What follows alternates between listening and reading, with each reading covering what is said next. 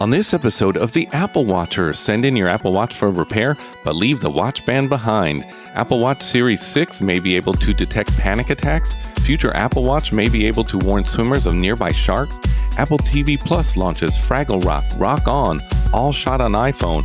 An American Idol is now shot on iPhone remotely. And Apple releases its low-cost iPhone SE.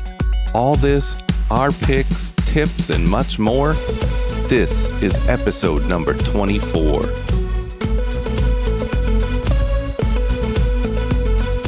Welcome to the Apple Watchers, a podcast covering all things Apple Watch and many things Apple. This episode and every episode is brought to you by me, Kevin Hare, and my co-host, Jonathan Zarko, aka Jay-Z. All right, let's get started. Well, hello. How you doing? How you hanging in there? Doing good. Yeah, we are still self-isolating, as with the rest of the world.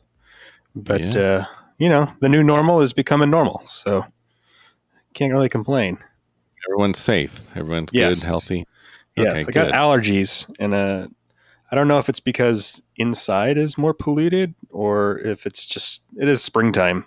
Things are blooming, so it might be that too. Yeah, and it was really windy here in Los Angeles, and it's hot, which is odd. But yeah, it's real windy, so maybe that's part of it. Well, I hope all of our listeners are safe and healthy, and thank you for continuing to listen to this podcast.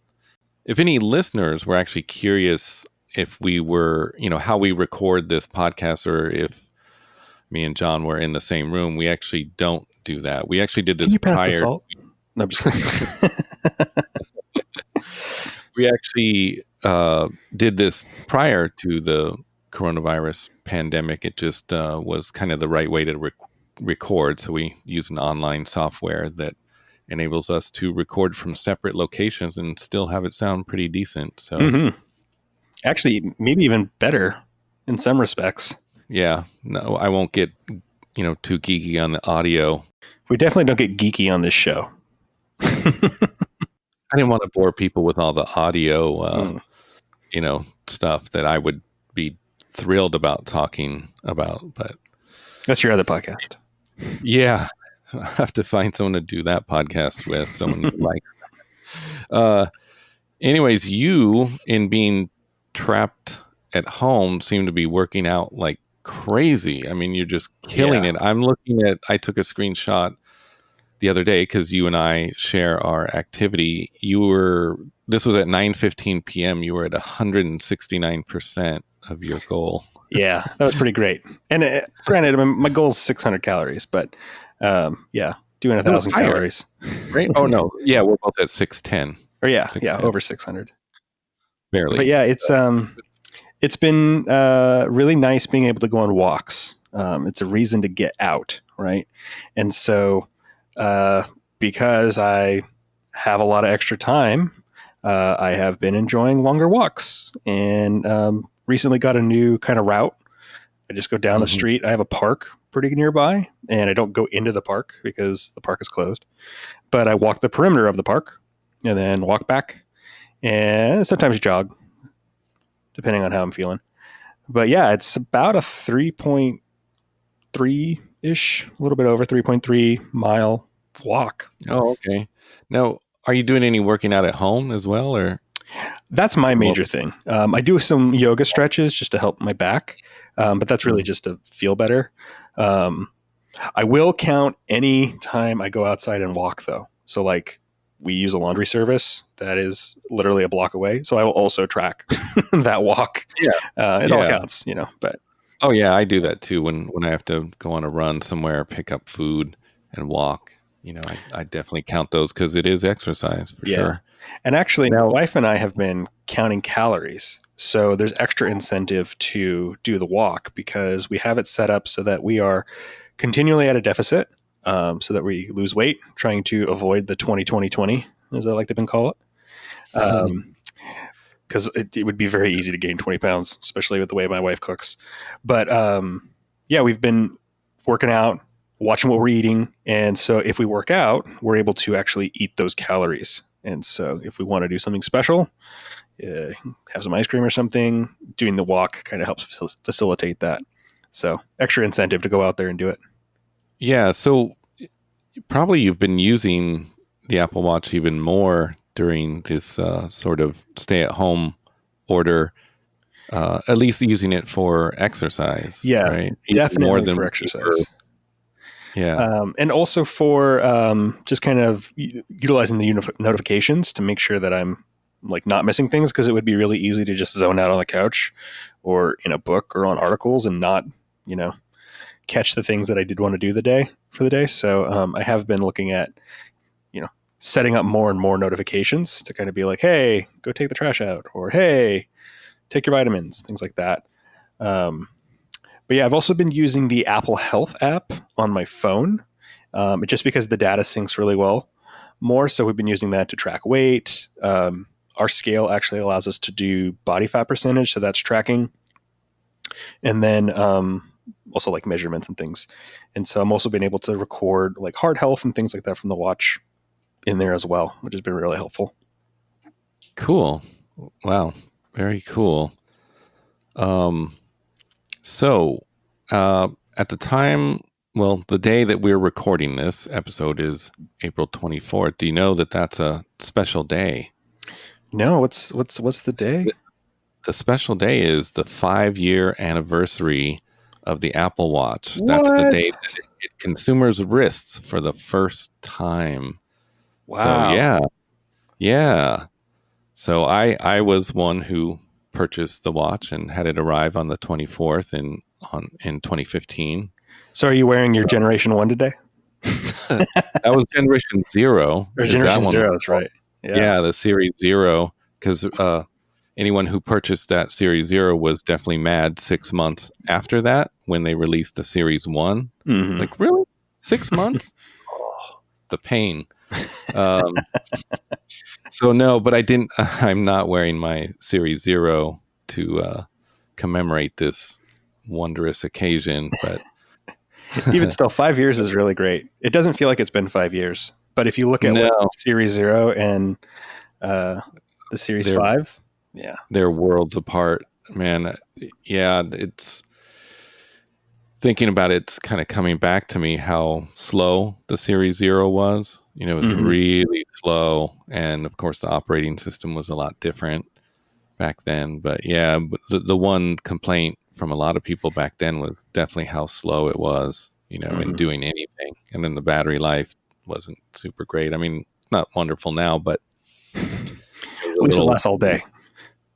Yeah, it's starting to last all day. So, but I have a neat article that I'm going to drop in the show notes. It's from a magazine called Hodinkee. I think we've mentioned them before. They're actually a mechanical watch website, and it's kind of a short article, but it's really interesting because obviously the Apple Watch really disrupted the entire watch industry, even though it's not a mechanical watch. Yeah, and they go over kind of the history on how they've covered the Apple Watch in Hodinkee magazine and how it upset a lot of people. People were really frustrated that they would actually call it a watch. And then, yeah. And I'm referring to the mechanical watch community. They were just infuriated. And then in 2018, Johnny Ive was on the cover of Hodinkee magazine, and some advertisers were so upset that they pulled their advertisements. Man. and just if any listeners don't know who Johnny Ive is, he was the former like head of design there. So yeah, he was the head really industrial designer. Also responsible for the candy colored iMacs back in the day. Oh yeah. And yeah, a lot of the great design from the 90s and early 2000s were Johnny Ive's designs.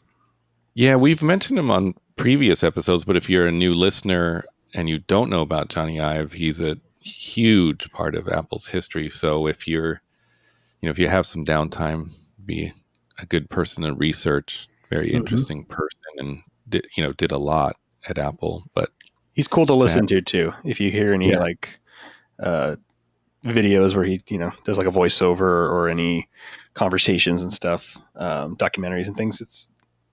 He's got a really cool perspective on design, and he's British, so he calls it aluminium, which is also exciting. That's right. Yeah, and he used to be in pretty much all the new description videos for like an iPhone or whatever it was. I think that was his deal, because they wanted Yeah. him to present, but he apparently has he doesn't want to do crowds and like live presentations. So instead, what he would do is he would voice over the demonstrations, and so you'd have someone come out and announce the new iMac, and then they would show this like beautiful video with melted aluminum and these cool lighting effects and microchips, and it's got this really cool crisp British voice talking about it, and it's Ives. He's the one who designed and built the whole thing, so it was really cool. Yeah. So if you have time and don't know about him, definitely research him. Anyways, why don't we get started with some Apple Watch quick stories? So this is kind of a public service announcement. Apple has updated its support page for the Apple Watch repair. So you do want to remove your watch band if you're sending it in. So the article from Ultimac says Apple Watch owners who send in their device for repair must remove the bands first or risk losing them for good. Now that would be really suck if you had a Hermes band. Yeah. They're what, $300, something like that. I'm gonna need that back. Sorry. Yeah, sorry, we lost it. So continuing, Apple has updated its support documentation to make it clear that it does not return bands and other add-ons. So they state, please remove them before sending your Apple Watch in for repair, it states. So Apple previously told Apple Watch owners that they did not need to include accessories with their device when sending it in for repair. It is now explicitly asking customers to remove them. So in its new support document, warns that any bands sent in will not be returned. So continuing what Apple, this is from the guidelines page. It says your Apple Watch band and any other accessories that you send in won't be returned. So please remove them before sending your Apple Watch in for service. Apple also reminds users who own a Link bracelet band to remember to separate the link before they remove the band. In the past, Apple has been known to return accessories bundled together when practical. Apple Watch bands would be reattached, but they would be sent back to the user. So I guess it's kind of hard for them to keep track as the Apple Watch has grown, and there's a lot more out there and more being sent in for return or repairs rather. So it's also harder to defend against claims that the band got hurt or destroyed while it was being repaired or something like that. So it's easier to just say, just send us the main component. You keep your property. We'll adjust this. Technically, it's all your property, but you keep your special accessory, and then we'll send you the main hardware back. Yeah. What else does it say in here? Well, I guess, they can keep track of the actual watch by the serial number. So, and that they cannot do with watch bands. There's no serial number. Makes sense. So, yeah. So this applies specifically to Apple Watch owners using Apple Watches or Apple's mail-in service.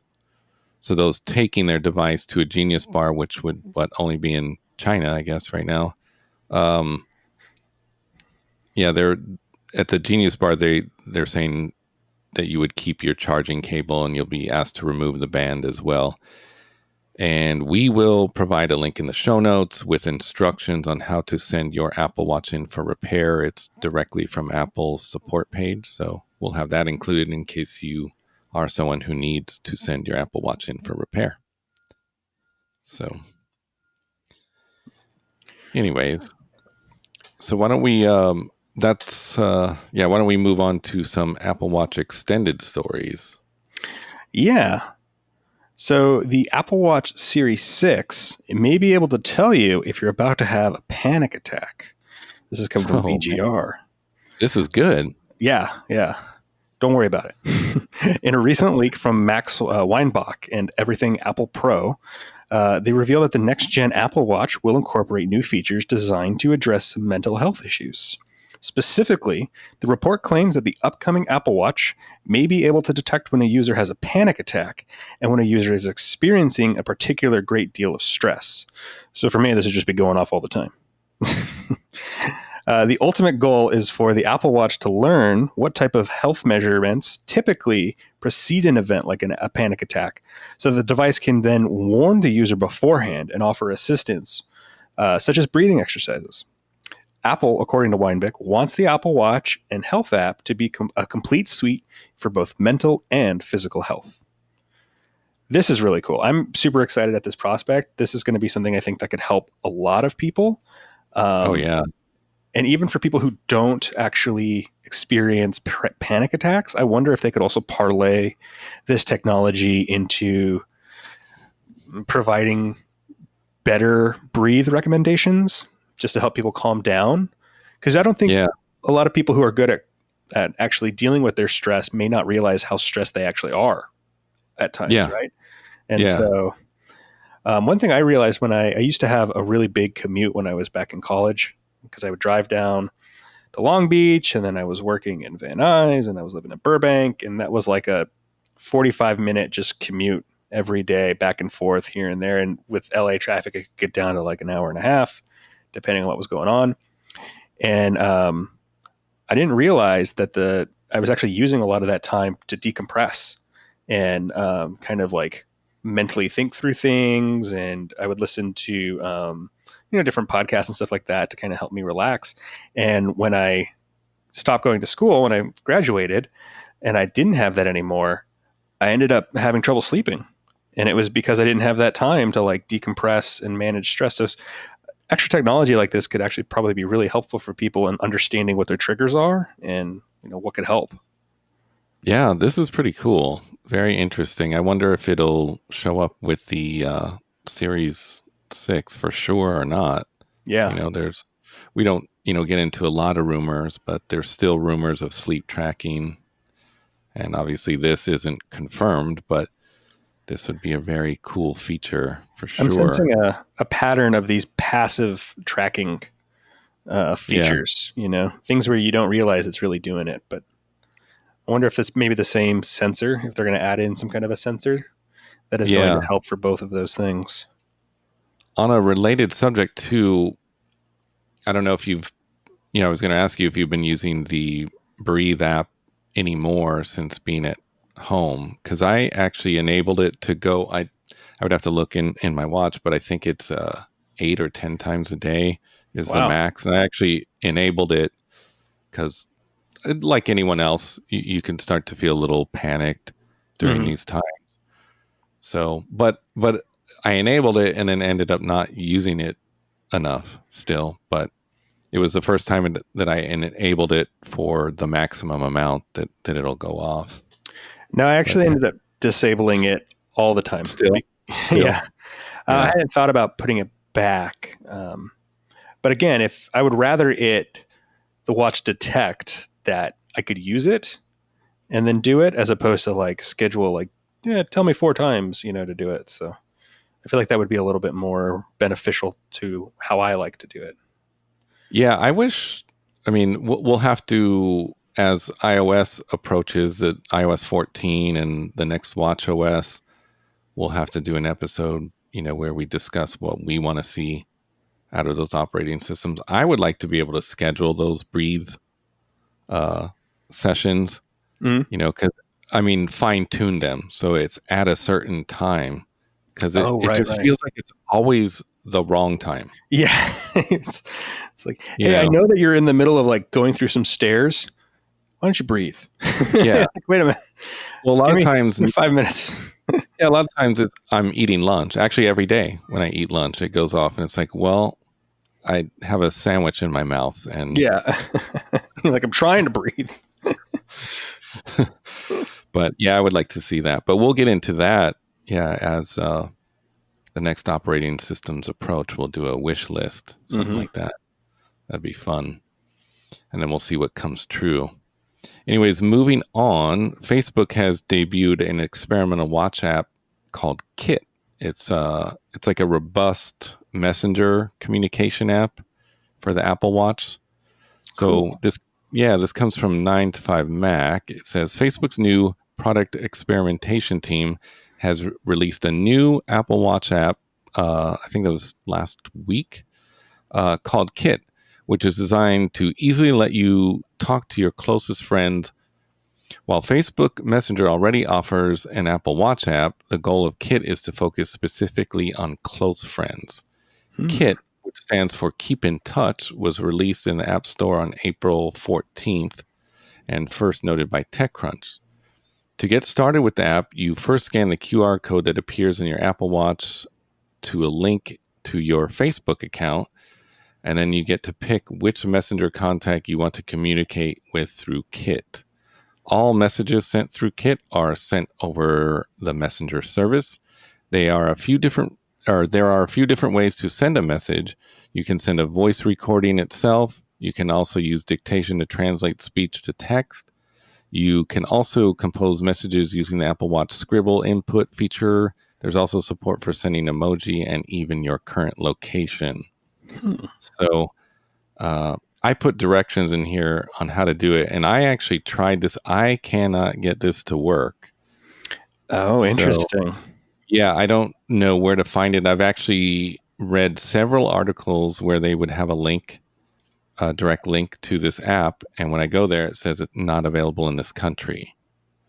So I wonder if I got pulled down, maybe. It is. Yeah, I don't know. It was the same day that I saw, there was multiple articles aside from this one, and tried it and just couldn't get it to work. So I was going to say, if there's any listeners that have done this and have it installed, message us on Facebook using Facebook Messenger, because we don't have an email set up. But and you can't use Kit, apparently. Yeah, that's right. I can't. So I was just wondering if anyone else has got it to work here in the States. So, I am curious why they would have to make a completely separate application instead of adding this as a feature to Messenger. Yeah, it's funny too, because this story was covered on a lot of other podcasts that I listen to, tech podcasts, just general tech podcasts. But no one mentioned that they can get it to work or not get it to work. And it just seems like the app itself, to answer your question, is like, I guess it's just more fine-tuned just to close friends. But yeah, I don't know. Is there I wonder if there's a maximum too. Yeah, I don't know. And I would like to try it out, because I was looking at the Facebook Messenger app on the Apple Watch, and it's not super great. There's not a lot in there. I've mostly been using it for notifications. Like if somebody messages me, I get it on my watch. I very rarely actually respond on my watch unless I'm just giving an emoji or something. Yeah. Anyways, so it would be kind of nice to be able to just, there is something interesting about the fact that you can just pick a certain amount of people. You're not going to be getting communications from any of them, from anybody but those. So you're not getting any, crazy like side people. And the extended functionality of being able to send like the video or the audio snippets is kind of nice. Reminds me a little bit of Marco Polo, but like for the watch, there's no camera. So instead it's video or audio. But yeah, I'll see if I can get it. Maybe we can do it. Yeah, see if there's some kind of trick, because it does. None of the articles that I read, including this one, really describe where to even find that QR code. So, it says you can access a code at facebook.com/devices, which that didn't work for me. I tried on my phone, I tried on the web, on a computer. So I couldn't find anything, but it might have gone out premature. Maybe it wasn't ready. I don't know. And it is weird, because it definitely, when you click on the direct link in these articles, to that app, it says not available in this country. All right, then. Yeah. Well, moving on, future Apple Watches might be able to warn swimmers of nearby sharks. This comes to us from TechSpot, a patent filed by Apple in 2016 and published recently by the USPTO revealed that Apple Watch could soon get more health-related capabilities in addition to the ECG and fall detection feature added in the recent models. The Series 6 of the popular wearable is already expected to bring improved water resistance and could also feature a host of new sensors for monitoring swimmers' perspiration and sweat pH levels as described in the patent. Interestingly, it also notes that Apple Watch's sensor engine will be able to trigger notifications based on the user's environment to warn them of riptides or when dangerous predators such as sharks are in the area. Apple's patent also suggests that the watch will include sensors in the wristband, in addition to the main body, while its housing will consist of a small opening leading to a cavity for holding water. The amount of liquid will then be used in conjunction with the data from other sensors to determine the type of water, whether that's a pool or a lake or the ocean. The sensors distributed over 3 layers, primary, secondary, and tertiary, will also be able to detect chemicals and pathogens in the water based on its type and notify the user of any pertinent information once the data has been processed by the gadget's water sensing system. So, also very cool. I totally want shark detection. That's Well, you know what I'd want to see with this is we need waterproof AirPod Pros. Right? Yes.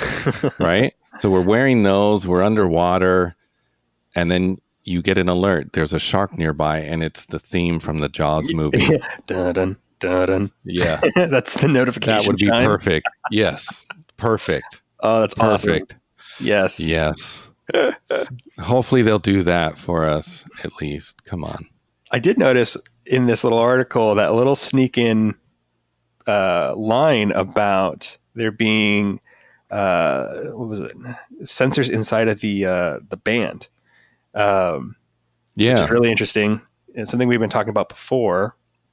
And I'm hoping that next year is the year that maybe we see that, as well as additional sensors for detecting things in the water is really cool too, right? Like to make sure, like, oh, this is a high salt area, or there's amoebas. Go away. Super cool.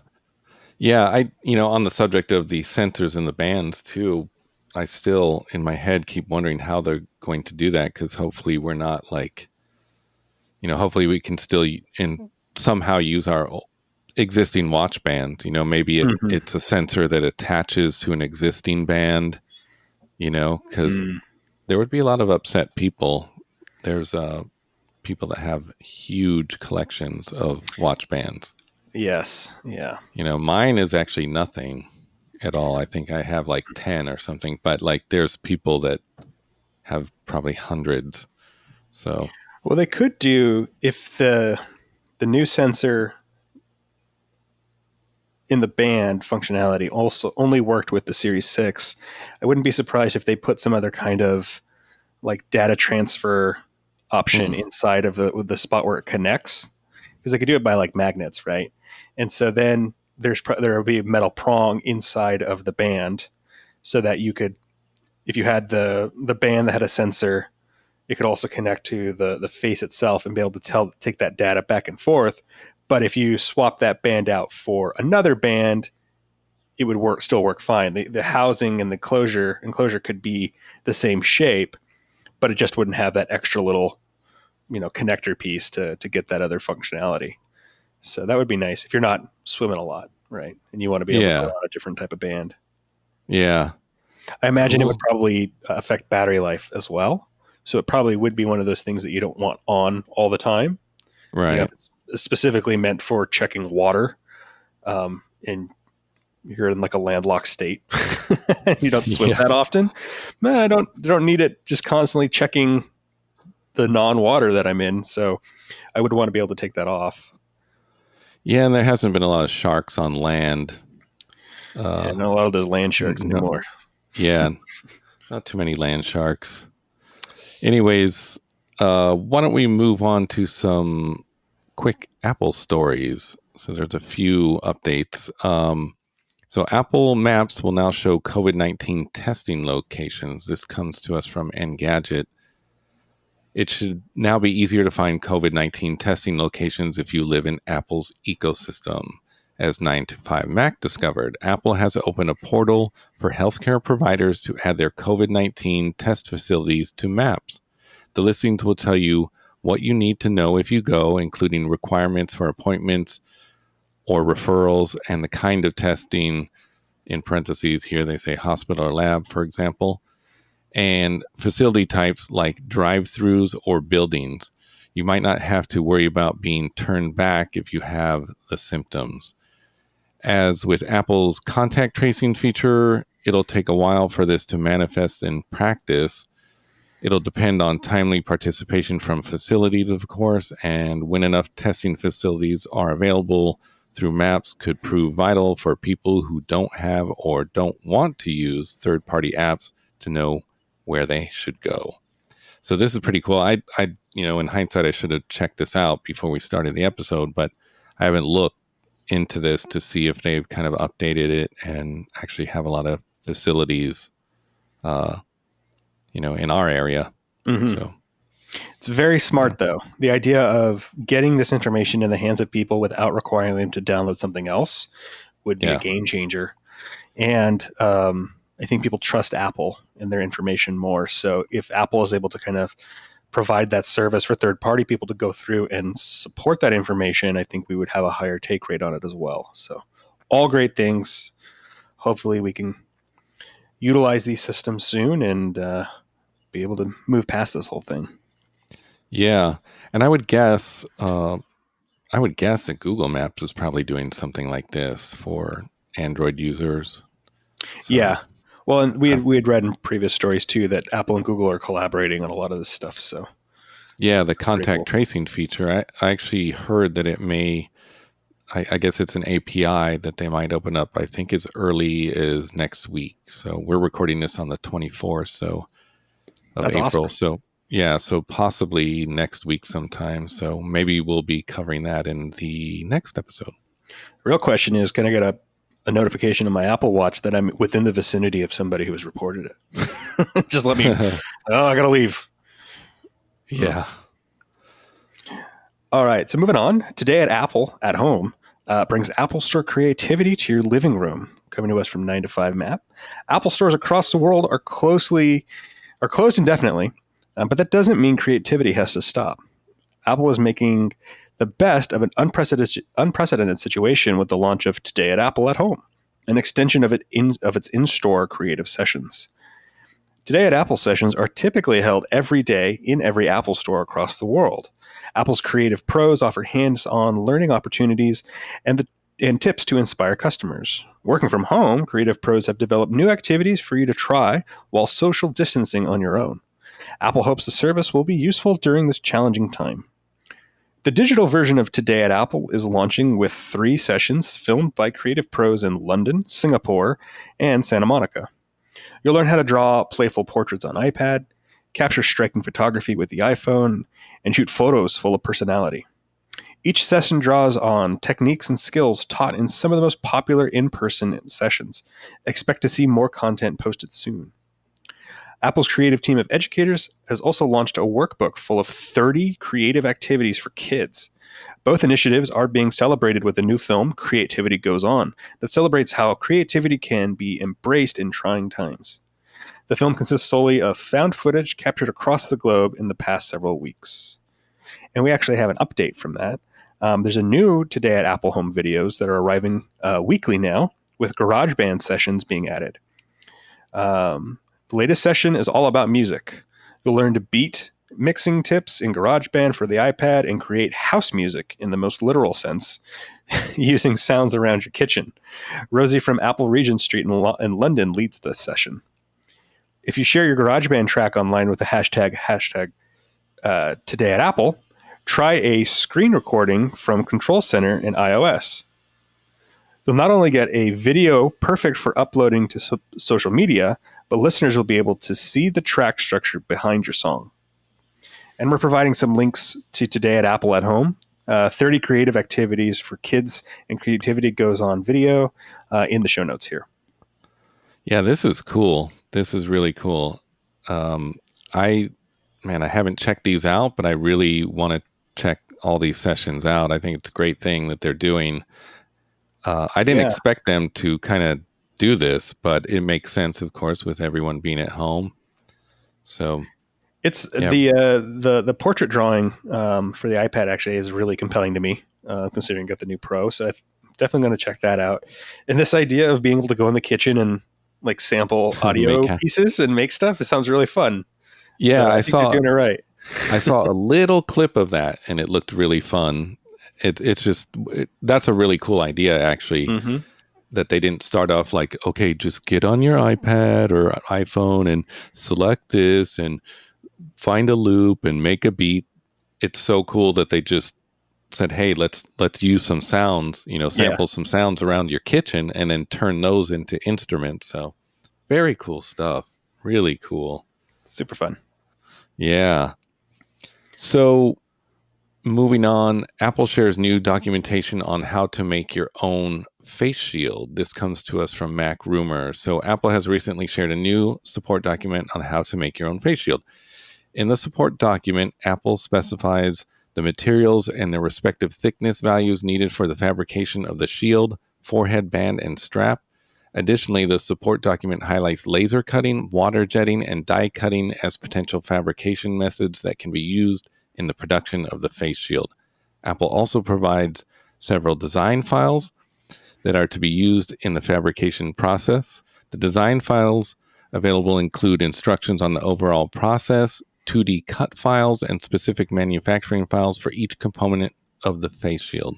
Apple has also set up an email address, which is pretty cool, should anyone need further assistance for the fabrication process. Now, to point out, though, in the support document, it does say that the manufacturing of face shields should only be carried out by an expert. So this is not something that you would really do at home. This is for people that have these type of like machinery. So yeah, be very clear. Don't try this kind of thing at home, and you probably won't. You wouldn't have the right machinery unless you have some pretty intense machinery. So they also wouldn't want somebody trying to hack this together and then sell these on Etsy or something. Yeah. So this is for probably companies that already do manufacturing and might want to help out and make face shields for us. So, or people Very in the cool. Yeah. So pretty cool stuff. Pretty cool.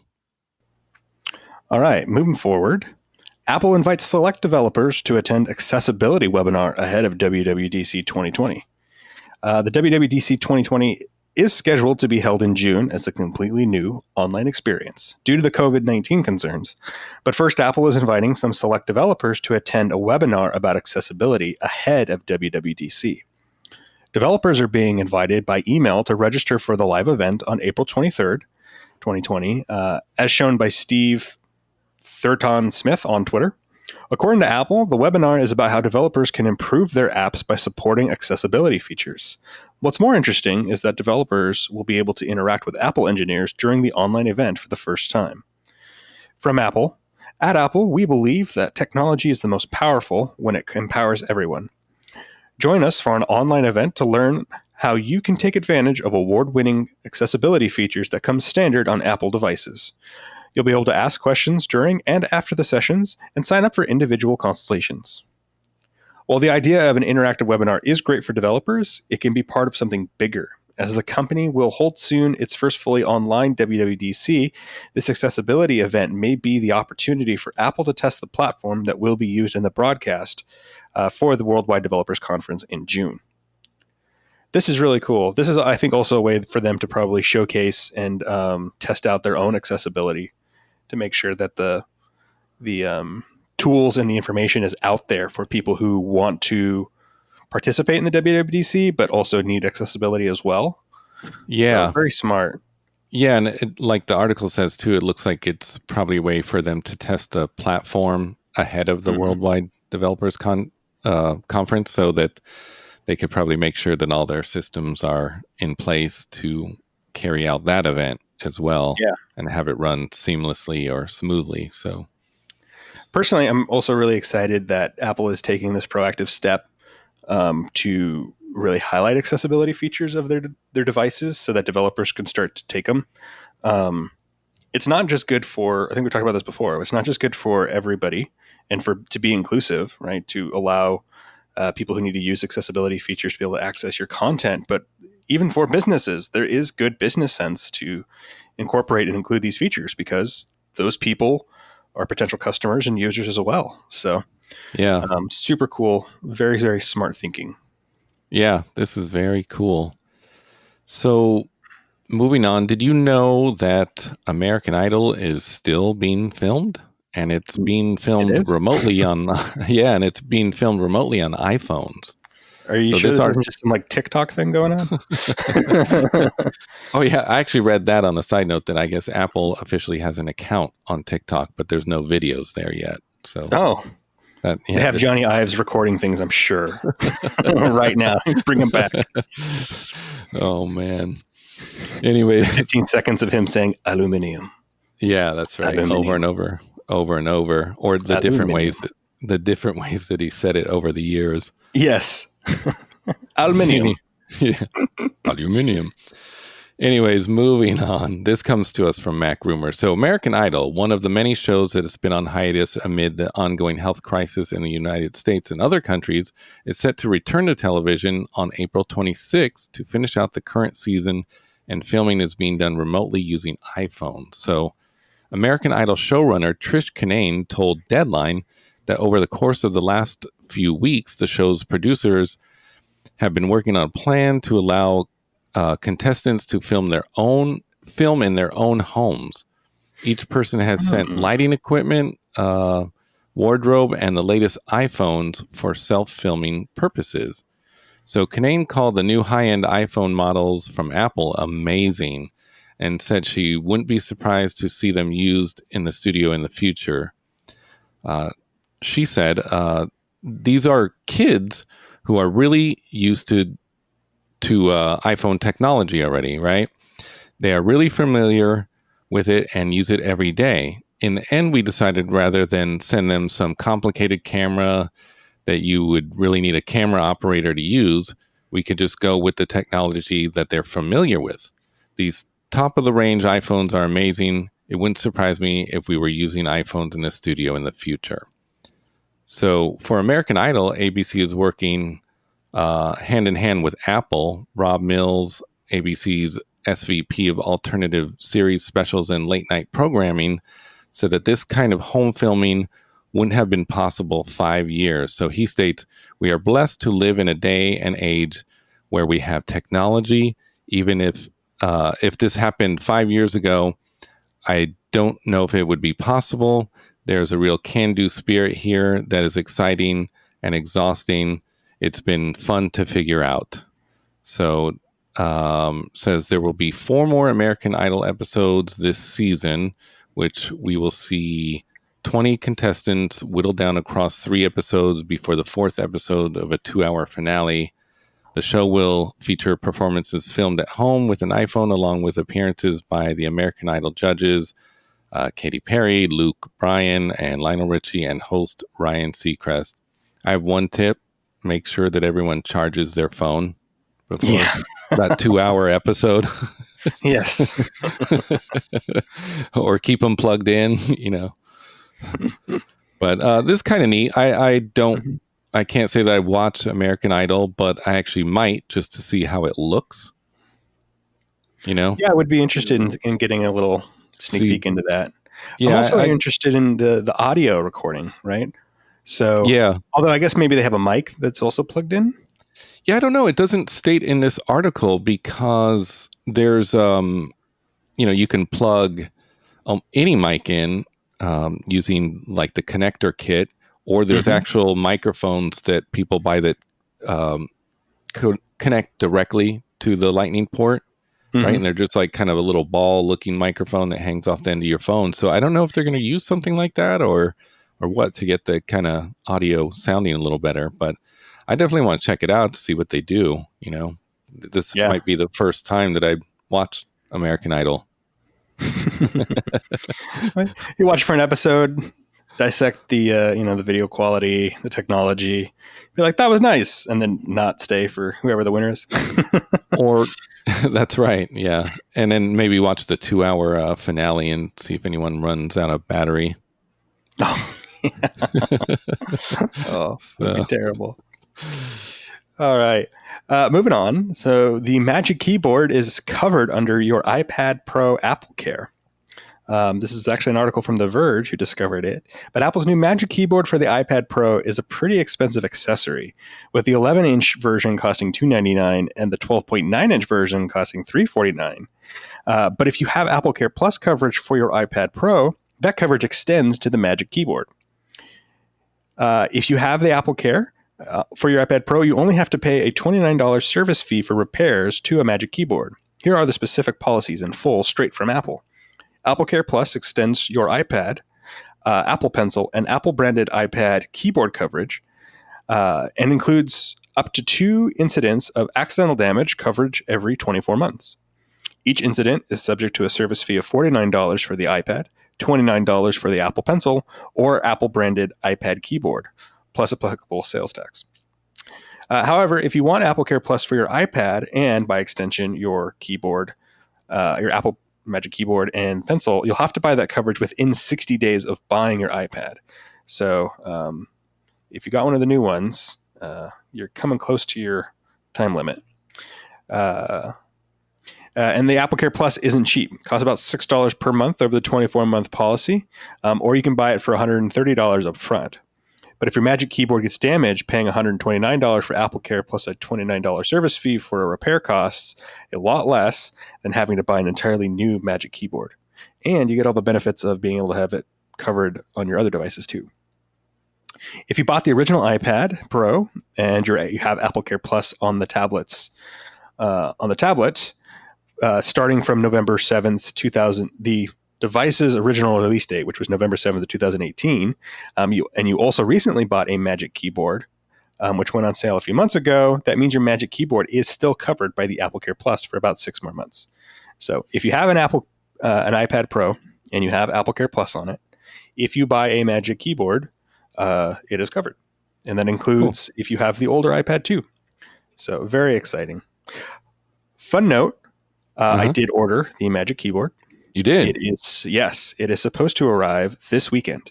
So on our next podcast, I will have a review for us. And I'm very excited to get to playing with it. Yeah. Have you watched any reviews, by the way? Like any YouTube reviews? I watched some people. Yeah. Well, there's one thing I didn't realize is that it doesn't open all the way. You can't fold it back. So that was a little bit of a moment. I'm still excited to see how it works. I can always return it if there was an issue or I don't like it. Yeah. But the way that I'm using it too, I imagine I do like I don't run a case on my phone. I don't really feel like I need a case on my iPad when I'm using it. So the fact that it can at least be closed, I think will be good. And if I'm going to use the keyboard, it's much more convenient for it to be in that upright position anyways. So, I don't know. I'm not anticipating it being an issue, but I'll definitely let you guys know what it's like living with it for a little while. Yeah. The only complaint I saw a guy compare it to the Microsoft Surface. That's the one of their cheaper, or I guess they have different model or different pricing for that. But it has a keyboard, and then it also adjusts to a lot more angles than the Magic Keyboard does. So that was kind of his only complaint about it, and that you can't flip it over was his other complaint. Just flip it over and then start drawing on it. You have to detach it, and then you can, really lay into it and start drawing. Yeah. So that was the only complaint I saw about it. But it's really more like a cover/stand. Yeah. But like a proper stand, not like a actual cover that we're used to. So it's just getting used to that. But if you buy the other Apple branded keyboard, it's not going to have the same, updated scissor mechanics and the trackpad in it. But the other one does allow you to use it in that other way. So if that's important to you, there is an option. It's just not the Magic Keyboard version. Yeah. And this is a neat beginning. of this Mhm. product, because obviously they'll improve it over time and over a few years or whatnot. So maybe Yeah. eventually it'll have the ability to have more angles and maybe just flip it over or something Mhm. and start drawing. So interesting. And we'll be looking forward to your review on it. So Very soon. anyways, yeah. Anyways, um, moving on with another shot on iPhone story. Apple TV Plus has launched Fraggle Rock. Rock on. Yeah, so just Woo. like American Idol, this one is shot all on the iPhone. So it says Apple TV Plus is set to get its own brand new Fraggle Rock series that shows kids how to have fun while practicing safer social hygiene.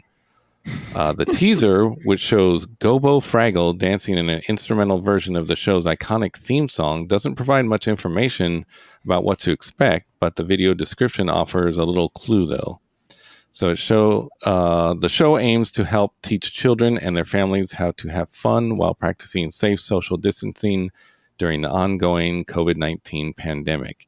Even the producers of the show are taking the premise of safe social distancing seriously. Fraggle Rock Rock On is entirely shot on iPhone 11 phones and from the homes of the production team and individual artists from all over the US. The new mini episodes will feature music, silliness, and special guests and will premiere globally for free on Apple TV Plus every Tuesday. So I might have That is to so at cool. least, yeah, I'm going to have to watch some clips of this too, just to see how Yeah. that looks. I did see the trailer for it, and the quality looks pretty good, really vibrant colors. So this is a really neat idea because a friend had posted online that Apple TV Plus was coming out with Fraggle Rock, and I was like, okay. And then thought about it. Wait a minute, how are they doing that? And then Yeah. saw this article that it's being filmed on an iPhone and they're filming it separately. So Their really production staff is interesting. literally working from home. Yeah, Like, yeah, they're doing that's like insane. puppets. I don't Yeah. know if you're familiar with Fraggle Rock. Mhm. I haven't really watched it, but I've seen clips from way back in the day. But yeah, interesting. I mean, people are getting really creative with how they film. So yeah, again, I'll watch this to see how more or less to see how they did it. And same with American Idol, see how it looks. You know, Mhm. see how it sounds, stuff like that. So interesting stuff. Interesting stuff. So, anyways, why don't we move on to some Apple extended stories? You want to grab this Yeah, one? I got a couple for us here. So, big news. Apple just announced a new $399 iPhone SE for It's 2020. out. It's It's out. out. Yeah, Go today. get it.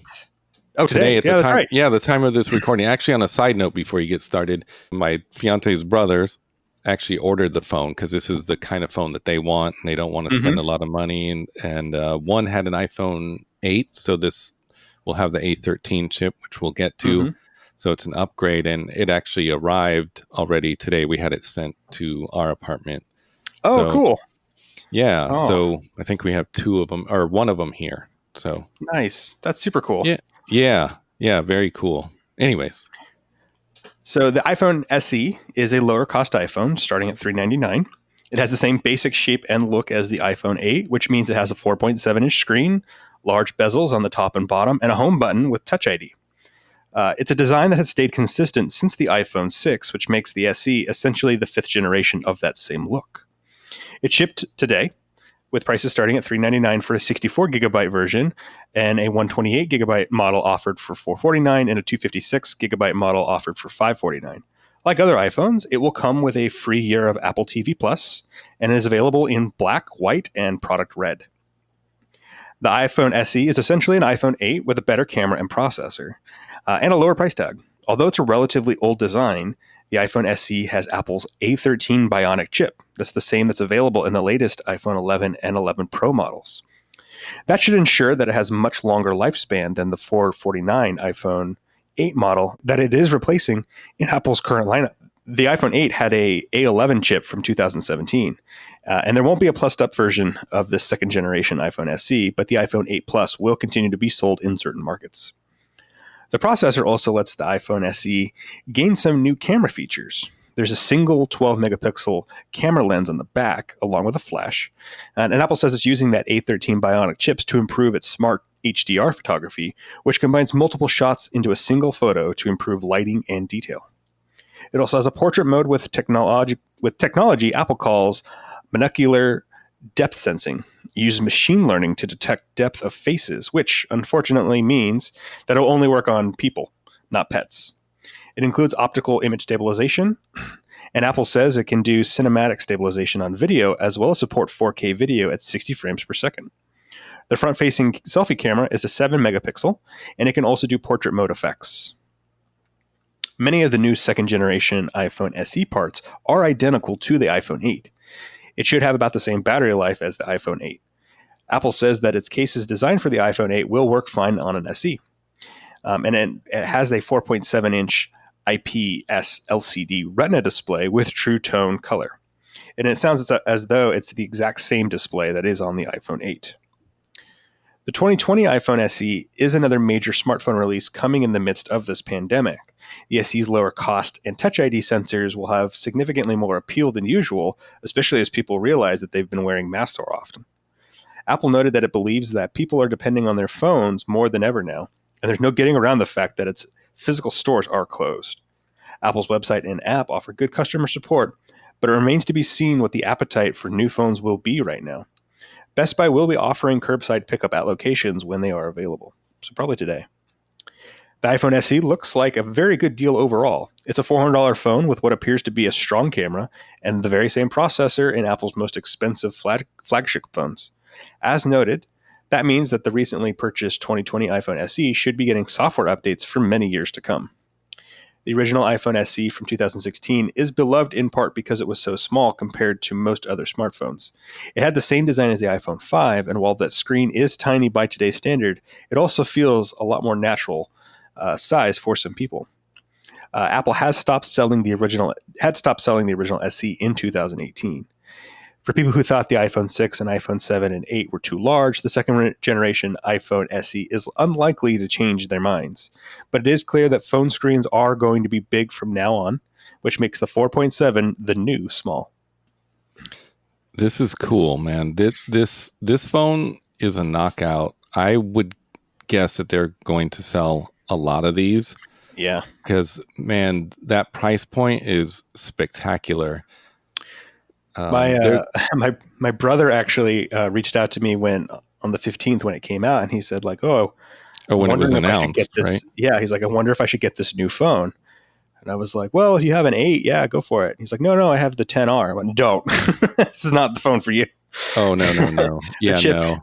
He's got the A12, which is very good still. And the A13 is great, but is not the only reason to upgrade. But if you have an iPhone 8 or an older one, this is definitely the phone for you, especially if you are interested in the smaller form factor.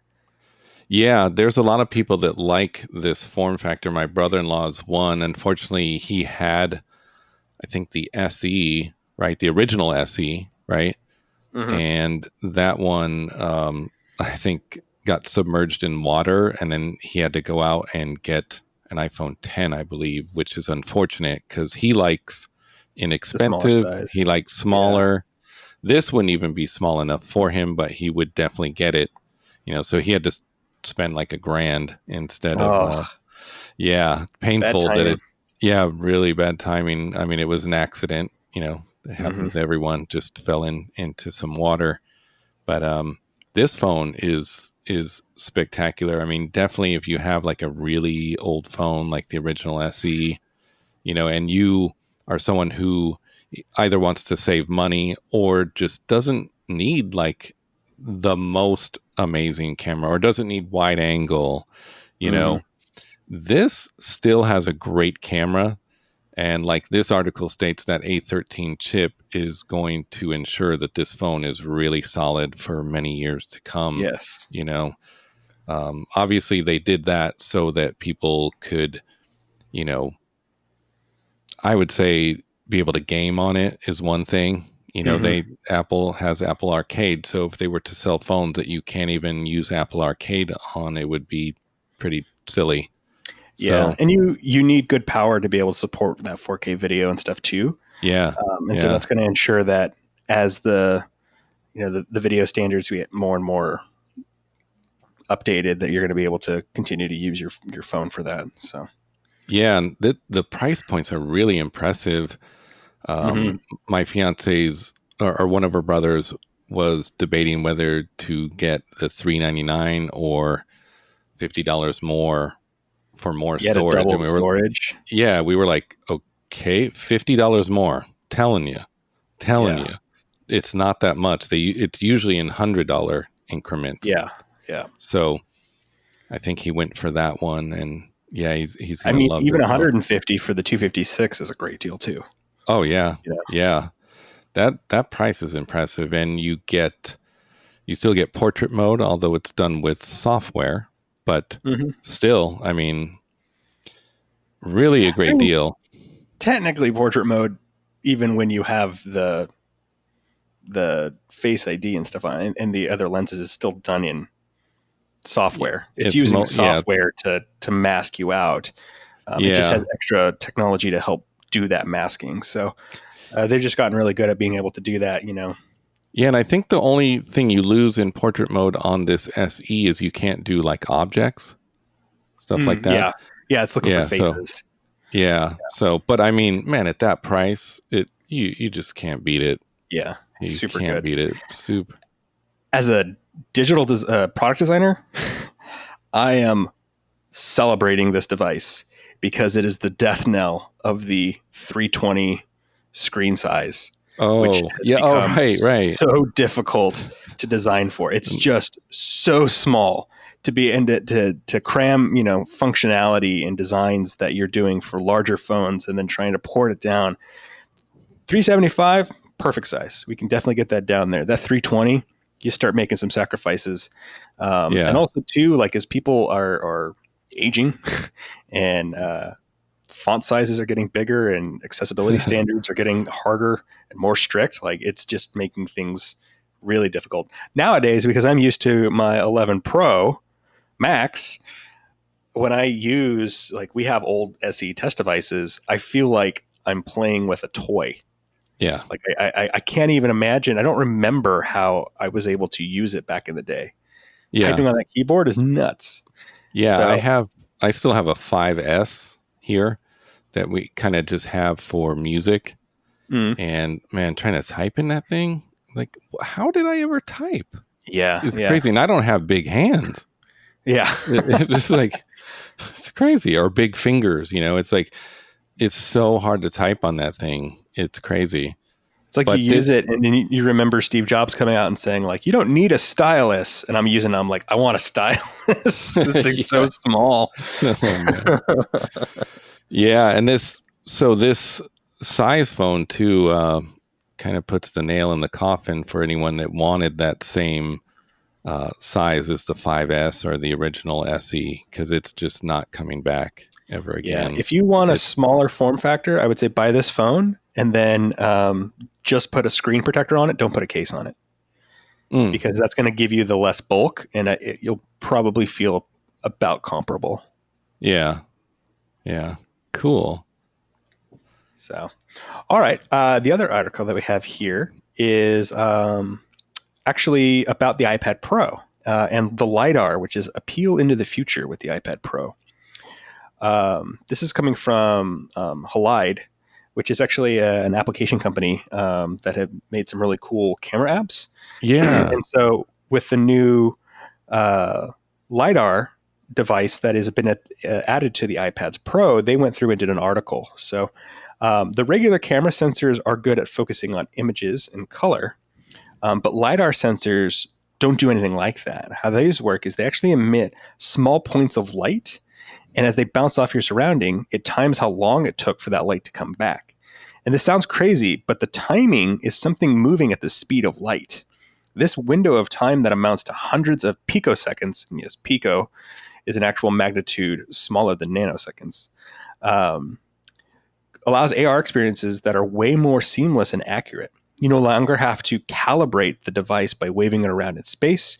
You can detect and classify features in your room like windows, and it can even measure how tall people are. So today, the iPad doesn't support portrait mode with the rear camera, and this could potentially be fixed with a software update in the future, so that they would be able to incorporate similar functionality like the portrait mode. And that's because the way that the LiDAR works is it's a dot matrix that's being broadcast out, which is also very similar to the way that the Face ID is working. But if you use a infrared camera to see the actual dot matrices that are being put out, the Face ID one is a bunch of tiny little dots that are packed together really tight because it's meant to be scanning on a face. Whereas the LiDAR one is meant for room scale sensing. So they're actually slightly larger dots and they're spread out a lot further. So it's meant for scanning rooms in your home as opposed to like a face.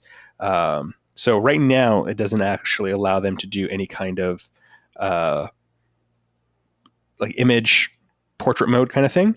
But what it does do is it allows you to do some really cool stuff with AR. So this company, Halide, actually made a POC, proof of concept app that I want them to release right now, because there's not a lot of apps that are using the LiDAR technology. But this app that they made, this concept app they're making, they're calling it Esper. And what it does is it allows you to scan your room and then apply essentially a filter on top of all of the objects. So they created a filter that makes things look like mosaic glass or like a illustration. You basically turn your whole room into an illustration. And what it'll do is it'll actually separate out the person. So you can put the person inside of the room and the room looks like a cartoon, but the person looks normal, which is making some cool effects. So yeah, really, really interesting. The article also pointed out something that I didn't know, but the measure application that is on the iPad Pro actually uses the LiDAR to give you a more accurate measuring. And so I actually tried this out at the house and was able to measure my TV, and sure enough, got all of the stats on it really correct. And so it's not going to be, as easy and convenient as, or as precise as like using an actual measuring tape. But if you have an iPad Pro and you're interested in getting a new piece of furniture or something, I can see definitely later on having like the IKEA app using the LiDAR within your room on your iPad Pro could help you really get a good idea of the size and scale of an object.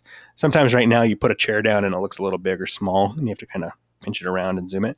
But with this LiDAR, we'd be able to get a lot more accurate readings, which is super, super exciting and very, very cool. Wow. Yeah, very cool. I'm glad that you dropped this article in this episode. This is very cool. I would recommend people check out this article too, because there's a lot of visual in there, a lot of photos and video. It's not just article reading, that you would read. There's a lot in there. Halide is a pretty great company, and they really focus on the cameras in not just the iPhone, but the iPad now.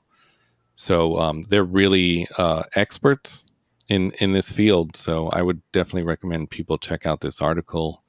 It's really neat stuff.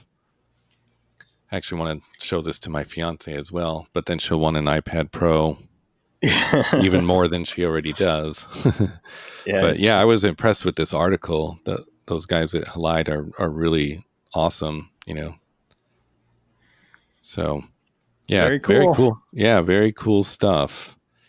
Well, we have just a few short videos for your entertainment section. One is called Creativity Goes On. And this video just shows people being creative, obviously on their Apple devices while staying at home during the pandemic. And it's a beautiful video.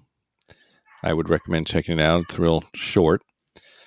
There's also another video that I came across somewhere it's called Apple Join Us, Be You. And this video actually is letting people know that Apple is actually hiring even during this time. And that video is really stunning. It's actually the Apple logo, and it goes through several different designs. It's really neat. It has neat music behind it. So just a couple short things I thought I would throw in there. So Very cool. yeah. So why don't we move on before we end the show and go over our picks or tips? So I think last week I went first. Why don't you go first this time? Do you have a pick or tip? Sure. So this time I have a tip, and it is a new functionality that I am super duper excited about. You are actually able to create a shortcut with the Shortcuts app that allows you to force a iPhone or an iPad to automatically connect to AirPods. Which this doesn't seem like it's a huge issue, but if you are a power user like me and you're constantly going back and forth between a phone and an iPad, it's a little cumbersome to swap over from one device to another with your headphones. You have to go into system preferences and then go into Bluetooth, and then from there you got to find the headphones and then tap them in and go inside. No more. Instead, you can actually create a shortcut, and it's a very, very simple shortcut. I actually included it as a link in the show notes here so you can follow it up. It's with phonejd.com. But essentially, all you have to do is open up your shortcuts, make a new shortcut in the shortcut app, and set playback destination. It's the only single action you have to set. And once you do that, you'll get a variable that's pre-selected. By default, it'll say iPhone. You tap that, and you can change it to say AirPods. And then you turn it into a button, and you can put that button into your shortcut sheet on Mission Control. You can actually save it down to your home screen. And so I've actually done that on my iPad. So I now have that as a button that's in my dock. So as soon as I got my AirPods in, pull up my iPad, I just tap the button, instantly pairs them up. It does jump into the Shortcuts app to execute it, which is, I wish there was an option to just have it do it. But beggars can't be choosers. It still saves me a click, which is really nice. It's also a silly thing, but when I go on my walks, normally I have my computer connected to my AirPods, but I'll grab my phone, and I then have to go through the whole process of connecting to my headphones from my phone. But a lot of times I've already got my mask on and my glasses and my hat, and so Face ID is not super reliable. Yeah. So then I either got to put in my password or try to lift down my mask. Now I can just swipe over to the side. The button is already there. Tap it. Boom. I hear the little chime in my AirPods. Set to pop. So super convenient. I kind of wish that they would just make this an actual shortcut that was part of your action sheet. But until then, very easy little tip for everybody. Make your own little shortcut. And get connecting. Yeah, cool. That's very cool. Because you and I were having issues. You use your AirPod Pro while we're recording our podcast episodes, and right, we were having difficulty because it was trying to connect to all the devices. Now you have an older Mac, so you can't run a shortcut on there, but right. I ended up having to do the old-fashioned way, which is turning off Bluetooth. Yeah. But I could see where this would be an issue. It sounds like it wouldn't be, but yeah, I get that problem even with my watch as well. It'll try to connect to the watch or the phone, and it doesn't know which one to connect to. You would think that Apple would kind of find some way to kind of work this out. So this at least is a good, faster solution than going into settings, like you said.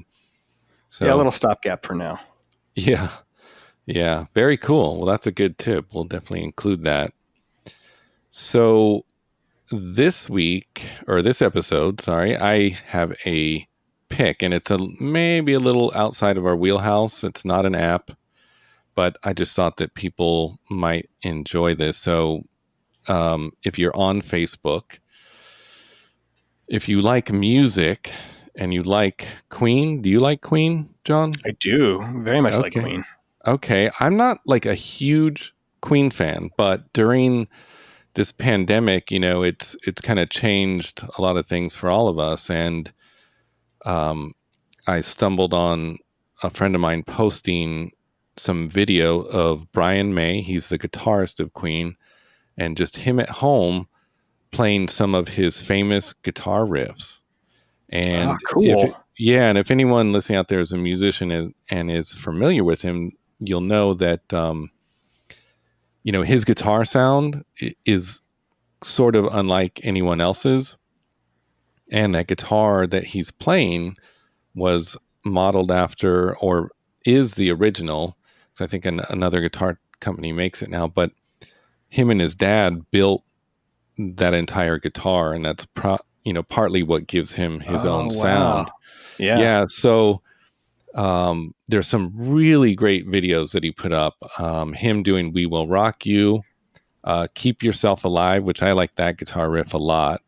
Mm-hmm. There's even a video of him and the original Queen drummer Roger Taylor together doing "We Are the Champions," and it's just really cool. During this time too, we see a lot of musicians coming out of the woodwork and making videos, and it's not like seeing a band live, but in some ways it's really neat just to see these guys just kind of jamming at home. So I put it in here because it just provides some entertainment, sort of get you away from those days when you're kind of burnt out on hearing just COVID-19 stories and just need to kind of detach from that and find something entertaining. But it's really neat. You can see him playing the riffs, and he'll talk about it a bit. So I would say, even if you're not a Queen fan or a hardcore Queen fan, it's really neat to check out. And he goes under the name Queen at the Races on Facebook, but we'll include a link in the show notes, of course, so you can just directly click on that. But it's really cool to check out. I would recommend anyone checking it out if music's your thing, want a little entertainment, want to detach and just chill out. It's really neat stuff. Super cool. Yeah. Well, I hope everyone is safe and healthy and remains safe and healthy, and we'll talk to you the next episode. Well, that's it for this episode of The Apple Watchers. Read all the stories we've covered and more stories on Flipboard, a link provided in the show notes. Follow us on Facebook at The Apple Watchers Podcast, on Instagram at The Apple Watchers, and on Twitter at Watchers Tweet. We're available on Apple Podcasts, Google Podcasts, Spotify, Stitcher, TuneIn Radio, Overcast, or wherever you get your podcasts. You can even ask your smart speaker to play the Apple Watchers podcast. Please subscribe and rate us wherever you listen, and thank you again for listening. Until the next episode, I hope the only complications in your life are the ones on the face of your Apple Watch.